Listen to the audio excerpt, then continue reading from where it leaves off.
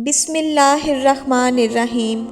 اللہ کے نام سے شروع جو بہت ہی مہربان اور نہایت رحم کرنے والا ہے۔ بیان کیا جاتا ہے کہ حضرت حذیفہ رضی اللہ تعالی عنہ سے ایک شخص نے جو کوفے کا رہنے والا تھا کہا، اے ابو عبداللہ، تم بڑے خوش قسمت ہو کہ تم نے رسول اللہ صلی اللہ علیہ وآلہ وسلم کو دیکھا اور ان کی مجلس میں بیٹھا کرتے تھے۔ تو وہ نوجوان کہنے لگا کہ اگر ہم حضور صلی اللہ علیہ وآلہ وسلم کے زمانے کو پاتے تو واللہ آپ کے پاؤں بھی زمین پر رکھنے نہ دیتے۔ حضرت حذیفہ نے پھر جنگ خندق کا ایک واقعہ سنایا۔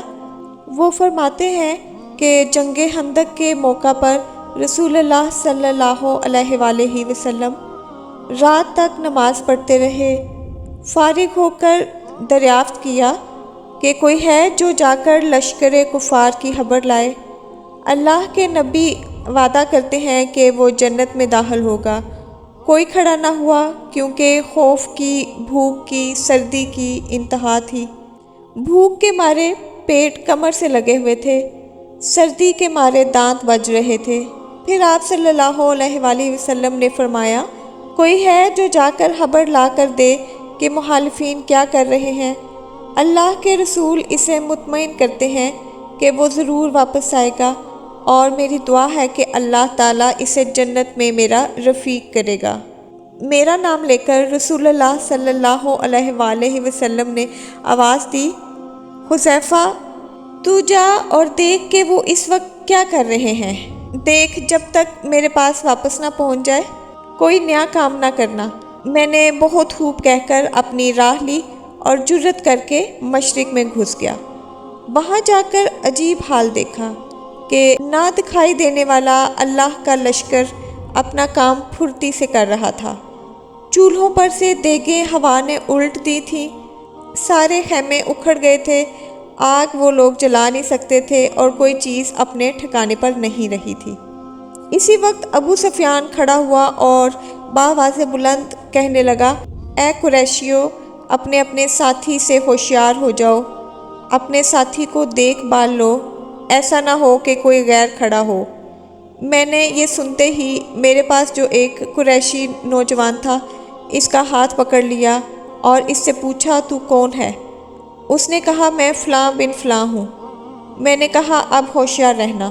یہ میں نے اس لیے کہا کہ اس سے پہلے اس کو میرے پہ شک ہو میں اس سے خود ہی اس کا نام پوچھ لوں، کیونکہ اندھیرے کی وجہ سے اور آندھی طوفان کی وجہ سے کسی کو ایک دوسرے کی شکل صحیح نظر نہیں آ رہی تھی۔ ابو سفیان نے کہا، ہم اس وقت بہت برے حال میں پھنس چکے ہیں، ہمارے مویشی، ہمارے اونٹ ہلاک ہو رہے ہیں، ہمارے ساتھی قبیلے نے ہم سے وعدہ خلافی کی ہے، اس نے ہمیں بڑی تکلیف پہنچائی، پھر اس ہوا نے ہمیں پریشان کر رکھا ہے، ہم کچھ بھی نہیں کھا سک رہے، نہ ہی چولہا جل رہا ہے، خیمے اپنی جگہ ٹھہر نہیں رہے۔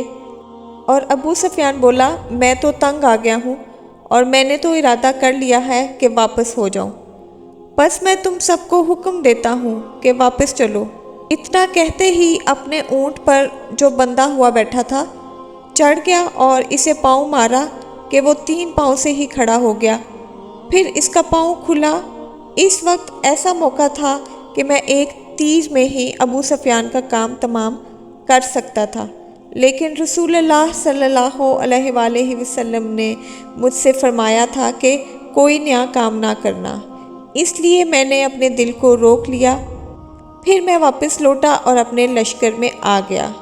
جب میں اپنے لشکر میں پہنچا تو میں نے دیکھا رسول اللہ صلی اللہ علیہ وآلہ وسلم ایک چادر کو لپیٹے ہوئے تھے۔